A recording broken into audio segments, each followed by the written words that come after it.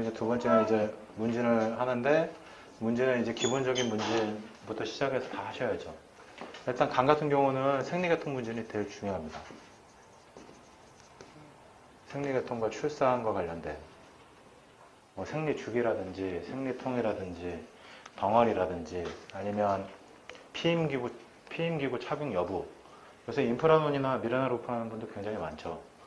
그런 것들도 확인해야 되고, 출산 경력이 있는데 제왕절개를 했냐 안 했냐 이런 것도 중요하고요. 그 다음에 대변이 중요하겠죠. 변비경향이 있을수록 간병은 예후가 안 좋아요. 간병 환자가 변비경향이 있으면 예후가 안 좋고요. 설사인 경우는 조금 낫기도 한데, 우리한테 좋은 환자는 사실 이 변비 환자가 좋습니다. 왜냐하면 변비 환자는 치료가 금방 효과가 나타나니까. 왜냐하면 변비는 잘 풀리거든요.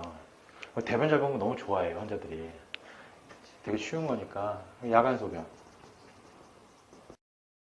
야간 소변이 어혈 때문인 경우가 굉장히 많습니다, 여자들. 야간 소변하면 왠지 신장 방광일 것 같잖아요.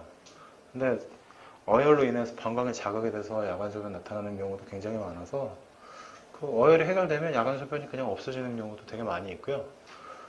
애초에 신수나 이 중국이나 이런 데 반응이 전혀 없는데도 야간 소변이 2, 3회 이런 사람들도 많아요. 이런 문제들 하셔야 되고, 기본적인 소화 상태. 주로 이제 간병 환자는 속이 더부룩하거나 가스가 찬다예요. 신경 쓰면 체한다. 거의 이 둘 중에 하나고요. 그 다음에 기억하면 좋은 게 주기적인 위경련.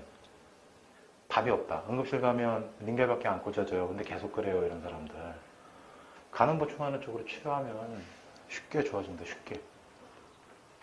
이런 문진을 하시고, 그 다음에 이제 정신기혈 문진을 하는 거예요.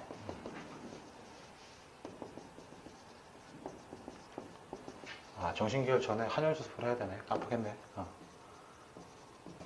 한열 조습을 먼저 하는 겁니다. 한열 편차, 그 다음에 조습 편차. 이건 이제 익숙하시죠? 한열 조습 평가한다는 거. 더 중요한 거는 한열 조습 편차가 무조건 적용되는 게 아니고, 환자가 호소하는 증상과 연관이 있을 때 우선적으로 적용이 되는 겁니다. 체열이 낮은 사람인데 환자가 호소하는 건 전혀 냉증이 아니다 이러면 행간을 1번으로 선택할 필요는 없어요. 한열 조습을 평가한 다음에 이제 정신기혈 문진을 하는 거고, 이제 가능하면 처음에는 다 하시는 게 좋아요. 그냥 정신기혈에 대한 문진을 다 하시면 좋은데, 나중에 좀 바빠지면 이거 다 물어볼 시간이 없어요. 초진을 뭐 무한정 볼 수는 없으니까. 근데 시간이 여유가 있다 이러면 다 물어보면 좋아. 그래서 복진이랑 비교도 해보고, 이 복진이 있으면 이 증상이 있어야 되는데 왜 없을까도 생각해보고. 근데 이제 내가 복진을 했는데 신장 계통에 관련된 복진이 거의 없어. 이거 안 물어봐도 돼요. 전중이랑 심호흡에 별 문제가 없고, 내가 이제 진찰할 때 멘탈도 별로 건강해 보이고, 혀를 내밀었는데 혀가 떨리지도 않아. 신지도 안 해도 돼요. 그냥 진찰하고 있는데 중부에 대한 복진이 없어. 사람이 목소리도 괜찮고 뭐 기분이 그렇게 없어 보이지 않아. 이것도 안 해도 돼. 혈계통의 증상만 하면 돼요. 혈계통의 증상들 여러 가지를 물어보고, 어깨가 주로 뭉치는지 다리가 주로 뭉치는지, 두통 어지럼증이 있는지, 팔다리에 쥐가 나거나 저리는지 여러 가지 증상들을 물어보고, 주수증이랑 이제 합쳐서 이제 진단을 하게 되는 거죠. 이제 여기까지 가면 이제 병원장부가 복진을 통해서 간인 것 같다. 왜냐하면 소복부의 복진이 주요하게 나오고 혈계통의 증상이 많으니까. 그리고 주소증이 혈병이니까. 그리고 이제 여기에 이제 병리가 확인이 되는 거죠. 병리 확인이 되면 이제 우리가 그 병리에 따라서 오형애를 선택을 해서 치료를 하시면 되겠습니다.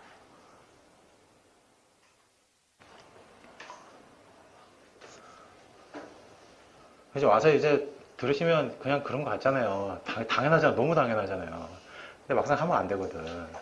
근데 제가 계속 말씀드리지만, 모든 운동을 하러 가서 레슨 프로한테 보면 너무 당연해. 내가 저걸 왜 못하는지 도저히 이해가 안 되는데 절대 못하거든요. 그러니까 이건 연습을 좀 많이 하셔야 돼요. 연습을 계속해서. 일단 또 그리고 시간적인 부분이 되게 중요해요. 나한테 30분의 시간이 있다 그랬는데 30분 동안 충분히 환자랑 놀아주겠다 싶으면 잠깐 다 물어보면서 이제 그러다 뭐 1시간이에요. 근데 이제 환자가 침만 먹고 가면 막 실망할 수도 있겠지만, 그 실망할 게 아니라 내가 1시간 동안 공부했다. 혼자 하는 것보다는 이 사람이랑 같이 내가 확인하면서 했다라는 게 만족감을 느끼시고, 연습을 자꾸 하셔야 되고, 나중에 익숙해지면 10분 정도면 끝나요. 10분 정도면. 어깨 진찰 다 하고 복진하고 필요한 거 물어보고 간 병리 침 놔야지 딱 하면 10분 정도 걸려요. 이제 약환자다 이러면 한 5분 더 써야지. 15분.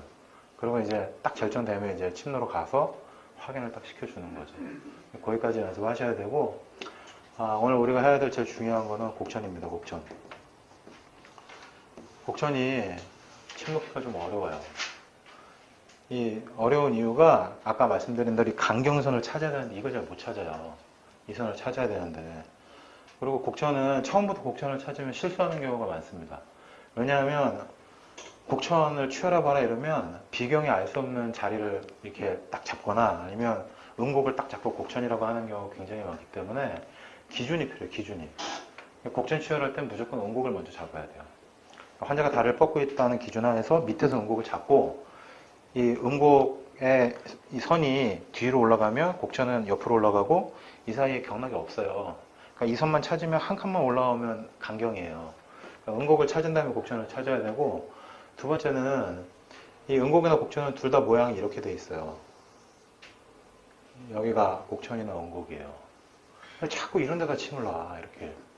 그렇죠? 아니면 여기다 침 놔가지고 아프다고 그러고 놓을 수 있는 데다 놔야 돼요. 그러니까 이게 선이기 때문에 곡천이나 음곡이 여기서 이렇게 시작이 되면서 위로 쭉 이렇게 올라가는데 사실 이 선에다 침을 놔도 효과는 있어요. 그리고 여기 가다 보면 뭐 음포도 있고 혈자리가 많잖아요. 여러 가지 자리들이. 근데 요게 나야 제일 효과가 있다는 거. 그러니까 자꾸 이렇게 위로 쭉쭉 올리면서 이 위아래로 이 선이 확실하다고 생각을 하고 밑으로 내려가면서 막혀있다. 무릎이 막혀있다는 걸 생각을 하고 막혀있는 데보다 좀 떨어진 데다가 침을 놔야 돼요. 이렇게. 그래서 침 넣으면 쑥 들어가게. 이게 막상 해보면 잘 안 되니까 그 자기한테 추열 연습하는 게 제일 좋습니다. 곡천은 이렇게 앉아가지고 다리를 쭉 뻗고 하시든지 아니면 이렇게 앞에다 의자 놓고 쭉 뻗은 다음에 만져보면 곡천 음곡이 잘 잡혀요. 자기도. 이거는 저도 유연하지 않은 편인데 곡천 음곡은 할 수 있어. 용천은 안 돼요. 요거는 할 수 있으니까 오늘 제일 중요한 건 이 곡천. 여기 침이 들어가야 제가 여지껏 말씀드린 이 모든 증상의 지표를 확인할 수 있어요. 이 곡천이 제대로 안 들어가면 신뢰감이 전혀 생기지 않아요. 효과가 없기 때문에. 곡천은 제일 중요합니다. 그리고 곡천은 보살을 나눠서 설명을 드리긴 했지만 중요한 거는 음액 편차를 조절한다가 중요한 거예요. 그래서 곡천을 보호한다 해서의 주요 사항들은 사실 우리가 혈병할 때 물어보는 각종 증상들이 간음 부족이 간의 일차적인 병리라고 했기 때문에 근육이 뭉치는 증상과 그 다음에 근육 피로도가 잘 안 풀리는 거, 그 다음에 눈의 건조함 이런 것들이 다 간음 부족을 의미하기 때문에 곡천을 보호한다는 간음을 보충한다. 곡천을 사한다는 간음 부족이 있는 사람이 수기가 있다 이거죠. 얼굴 손발이 붓는다 이거예요. 전혀 어렵지 않습니다 이거는. 그럼 이제 보여야 되냐 사야 되냐. 그냥 곡천에 놓으면 돼요. 곡천에 놓으면 붓기도 빠지고 종아리 뭉치는 것도 풀리고 다 된다 이거죠. 그리고 이게 두 개가 합쳐져 있으면 계속 제가 말씀드리는 대로 약은 당기자극산 쓰면 돼요. 기본방으로. 근데 이 수기가 없으면 쌍화탕류나 청간탕류를 쓰면 돼요. 작약이 군약으로 들어가는 사물탕류를 쓰면 된다 이거죠. 어렵지 않습니다.